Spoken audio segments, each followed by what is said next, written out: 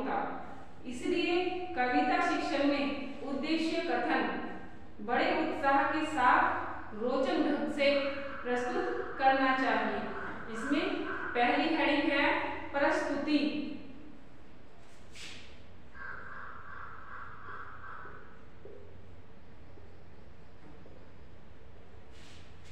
ठीक है, कविता अपने में एक पूर्ण इकाई होती है और कविता को एक इकाई में पढ़ाना भी चाहिए। यदि कहीं व्यवस्था हो तो उसके ऐसे जीवित खंड करने चाहिए जो अपूर्ण न होके अपने आप में पूर्ण लगे। दोहे, सवैये, कवित्त आदि अपने में पूर्ण होते हैं, इसलिए उन्हें अलग अलग ही पढ़ाना चाहिए। कविता का पाठ आदर्श पठन से शुरू किया जाना चाहिए और कविता शिक्षण में मौन पठन को स्थान नहीं देना चाहिए। मौन पठन तो अध्ययन की प्रणाली होता है और कविता में हमें रसावदान ही करना होता है। आदर्श पठन के बाद अनुकरण पठन और उसके बाद शब्दार्थ कथन। जो ये शब्दार्थ कथन है, भाव व्याख्या, भाव के विश्लेषण और सौंदर्यानुभूति के साथ कराने चाहिए। इसमें उन्होंने कुछ हेडिंगों के द्वारा इसके जो उद्देश्य कथन है वह बताए हैं। नंबर 1 है आदर्श पठन।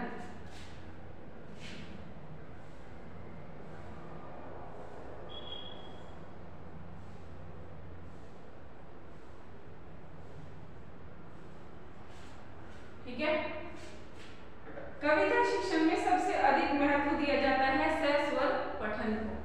ठीक है, फिर कुछ विद्वानों के मतानुसार कविता के अच्छे पठन से कविता का पूरा भाव स्पष्ट हो जाता है और प्रश्न उठता है कि अगर प्रभावशाली पठन किस प्रकार से किया जाना चाहिए। और कविता पठन में 3 प्रकार से इस पठन को किया जाता है। नंबर 1 केवल छंद की गति और यति के अनुसार पठन करना। फिर है नंबर 2 भावानुसार राग में पठन करना। ठीक है, फिर इसके बाद नंबर 3 पठन के साथ साथ कविता के जो विभिन्न भाव हैं, हाव भाव है, उसकी चेष्टा है एवं अंगों का संचालन है, उनके द्वारा अपने भावों को व्यक्त करना। ठीक है, और कविता शिक्षण के जो भावानुसार सस्वर पठन होता है वह उसकी भावा के अनुसार ही करना चाहिए। इसके लिए शिक्षक को पढ़ाई जाने वाली कविता को पहले कई बार पढ़ना चाहिए और पूर्ण रूप से उसके भाव को हृदय गमय करना चाहिए। तभी वह कक्षा में उसका भाव अनुसार उचित रूप से आरोह अवरोह के साथ सस्वर पठन करके बालकों को दिखा सकता है। और प्राथमिक कक्षाओं में रागयुक्त पठन ही किया जा सकता है और किया भी जाना चाहिए। यह बालकों को सस्वर पठन की ओर प्रेरित करता है। नंबर 2 है अनुकरण पठन।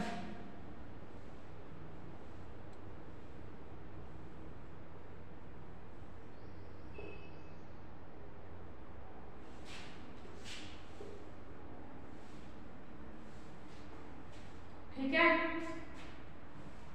कविता का अनुकरण पठन पहले मधुर कथन वाले जो बच्चे होते हैं, जिनका ये बोले कि इनकी आवाज बहुत प्यारी होती है, बहुत अच्छे से बोलते हैं, जिसे बोलते हैं मधुर कंठ वाले छात्रों द्वारा करानी चाहिए।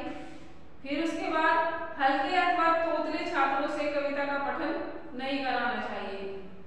उस स्थिति में कक्षा का पर्यावरण हास्यपद हो जाता है और कविता शिक्षण में उच्चारण संशोधन के लिए भी स्थान नहीं होता। यदि कोई छात्र पठन में उच्चारण की भूल करे तो उसको पठन के समय न टोककर बाद में आदर्श पठन के लिए ठीक कराना चाहिए और पठन की अन्य कमियों को भी आदर्श पठन द्वारा ही दूर करना चाहिए। फिर नंबर 3 शब्दार्थ कथन, भाव विश्लेषण और सौंदर्यानुभूति।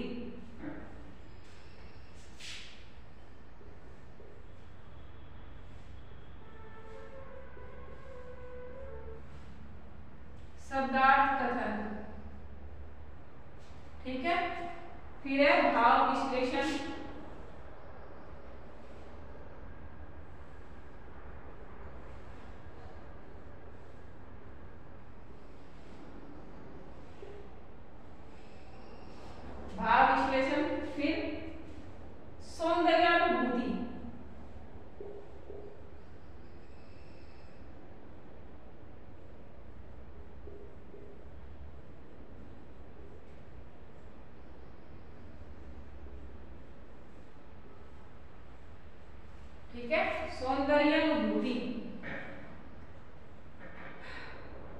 भाषा कविता का शरीर होता है, ठीक है, और भाव उसकी आत्मा। बच्चों को किसी कविता के भावों की अनुभूति कराने के लिए पहले आवश्यकता होती है उसके अर्थ को स्पष्ट करने की, परंतु कविता शिक्षण में शब्द व्याख्या एवं सूक्तियों को स्पष्ट करने में अधिक समय नहीं लगाना चाहिए। यदि कविता में कोई कठिन शब्द प्रयुक्त हो तो उसका अर्थ शिक्षक को स्वयं बता देना चाहिए और कविता शिक्षण में केवल उन्हीं शब्दों के अर्थ बताए जाएं जो कविता के भाव एवं उसके सौंदर्यता को निखारते हैं। व्याकरण की चर्चा भूलकर भी कविता पठन में करनी नहीं चाहिए, ठीक है। फिर उसके बाद द्वितीय आदर्श पठन।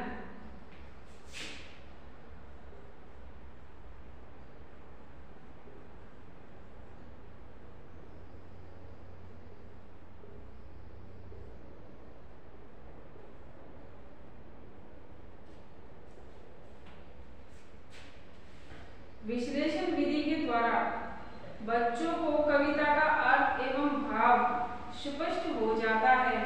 अब उन्हें भावों की एकाग्रता एवं पूर्ण रसावधन कराने के लिए शिक्षक को संपूर्ण कविता का पठन कराना चाहिए। अब है नंबर 3, अर्थ ग्रहण एवं सौंदर्य बोध परीक्षण।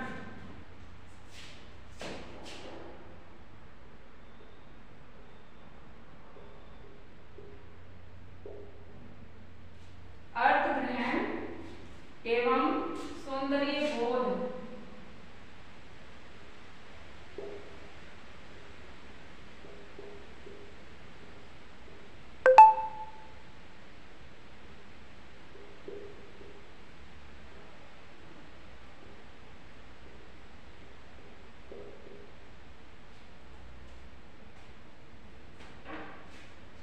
ये है पॉइंट नंबर 3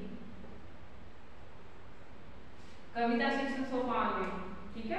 तीसरा कथन, यह परखने के लिए कि बच्चे कविता के भाव एवं कला तत्वों को कहां तक ग्रहण कर सके, शिक्षक को उनसे कुछ प्रश्न भी पूछने चाहिए।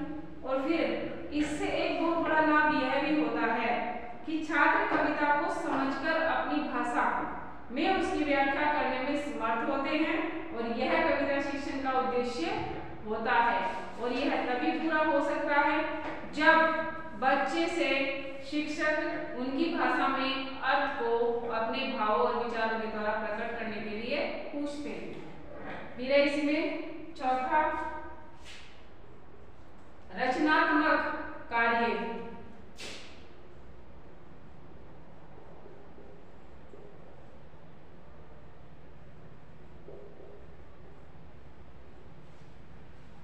ठीक है, कविता पढ़ाने के पश्चात पर्यावरण की अक्षुण्णता स्थिर रखने के लिए समय बचने पर वही कविता अथवा उसके भाव अन्य कविताएं बच्चों को सुनाई जानी चाहिए और जिससे बच्चों से सुनी जा भी सकती है।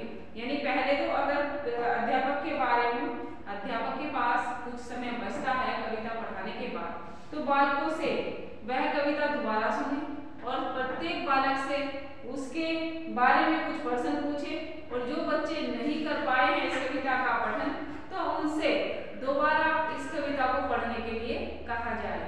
और इससे बच्चों को कविता पठन भी करने में की प्रेरणा भी मिलेगी और जो वास्तविक अर्थों में कविता जीवन है वह जी सकेंगे। और शिक्षक को चाहिए कि कविता के माध्यम से ऐसा पर्यावरण उपस्थित करे कि बच्चे कविता को कंठस्थ करने के लिए स्वयं ही उत्सुक रहे और प्रेरित हो सके कविता पठन के लिए। फिर है रस, छंद, अलंकार और शब्दों की शक्तियां कैसे दी जाएं और कविता में रुचि उत्पन्न करने के लिए क्या उपाय किए जाएं।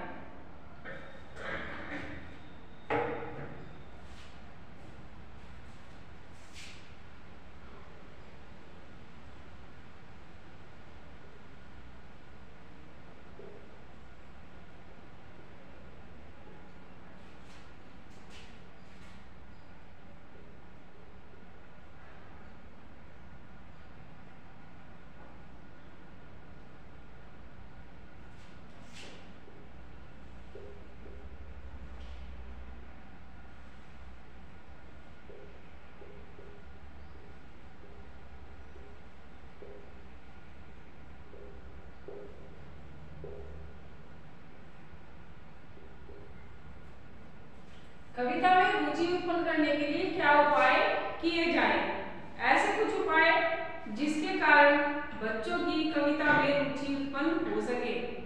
किसी भाषा के साहित्य में सबसे अधिक महत्व होता है उसके काव्य और साहित्य का, ठीक है। और कविता के माध्यम से सत्य का प्रतिपादन इतने रोचक ढंग से होता है कि मनुष्य के हृदय पर उसका सीधा प्रभाव पड़ता है। अतः भाषा में शिक्षकों को चाहिए कि वे छात्रों के हृदय में कविता के प्रति प्रेम जागृत करें और प्रेम से जो जीवन में उनके प्रेम भर सके, इस प्रकार से वह अक्षुण्ण रहे। और इसके लिए विद्यालय में कविता शिक्षण के साथ साथ अनेक उपाय भी किए जा सकते हैं, जैसे प्रभावशाली पठन।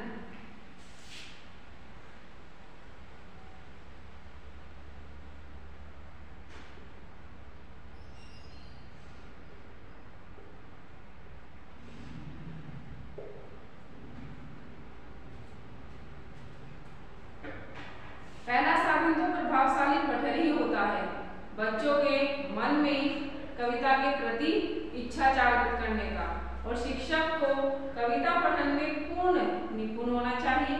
उसका कंठ भी पठन के उपयुक्त हो तो सोहने पे सुहागा होता है। जिस प्रकार की भी कविता होगी, अगर उसे उसी प्रकार की लयबद्ध करके अभिव्यक्त की जाए बालकों के सामने, तो बालक उसे सुनने के लिए और भी उत्सुक हो जाते हैं। और पठन शिक्षक और छात्र दोनों के द्वारा होना चाहिए। और सुंदर पठन से बच्चे काव्यमय पर्यावरण में विचरण करने लगते हैं और काव्य के प्रति उनमें रुचि भी जागृत होती है। दूसरा है कविता का कंठस्थ कराना।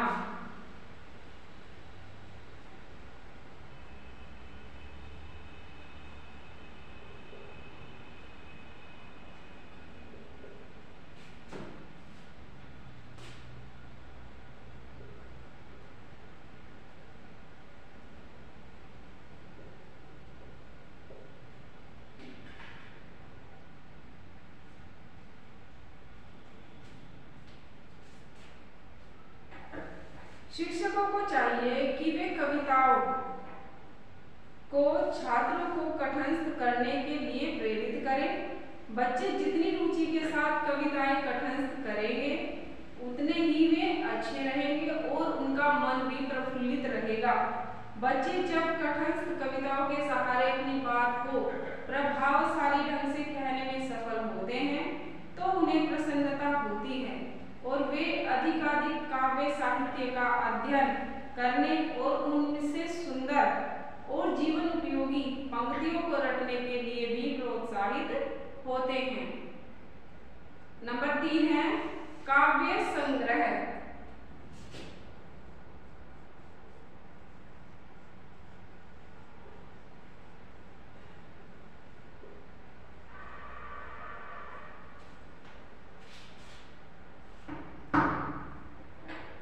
बच्चों को कविताओं के कंठस्थ करने के लिए, उनका संग्रह करने के लिए भी कहा जाए। कंठस्थ कराना एक कला है और इसमें सभी छात्र बराबर सफलता प्राप्त नहीं कर पाते। दूसरे कंठस्थ करने की अपनी जो सीमा होती है, वह संग्रह तो तभी सभी छात्र कर सकते हैं। संग्रह पर यह प्रवृत्ति कविता के प्रति उसकी रुचि होती है। अगर बालक अधिक से अधिक कविताओं का संग्रह करता है, तो यह मानना चाहिए कि वह कविता के प्रति उसकी रुचि अधिक है और अपनी रुचि के अनुसार वह अधिक से अधिक कविताओं का संग्रह कर रहा है और उन्हें कंठस्थ भी कर रहा है, तो वह एक इच्छुक और उत्साहित बच्चा होगा। फिर है कवि जयंती।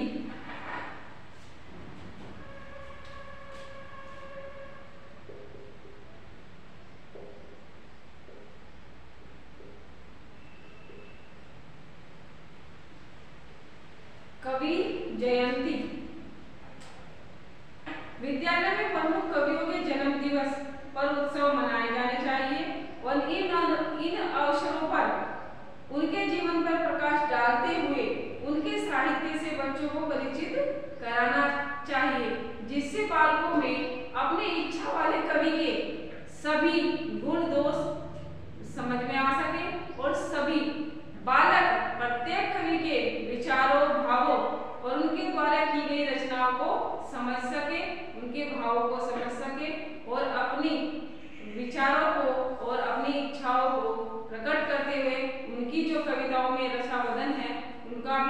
प्रयोग कर सके और एक अच्छे कविता कंठस्थ कर सके। फिर है कवि दरबार।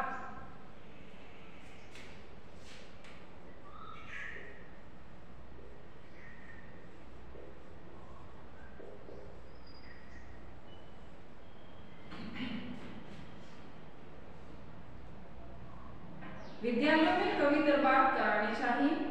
इसमें विद्यार्थी किसी युग विशेष के कवियों की वेशभूषा से सज्जित होकर भाव भंगिमा और अभिनय के साथ उनकी रचनाएं पढ़कर सुनाते रहे और अतीत की जो वर्तमान उपस्थिति में यह सरल उपाय पर है।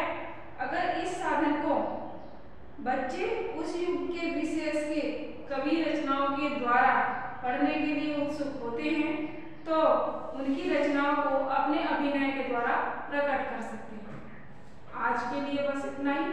हम फिर मिलेंगे नेक्स्ट वीडियो में और नेक्स्ट वीडियो में हम इनके जो कुछ उपाय शेष बचे हैं उनके विषय में अध्ययन करेंगे। तब तक के लिए धन्यवाद।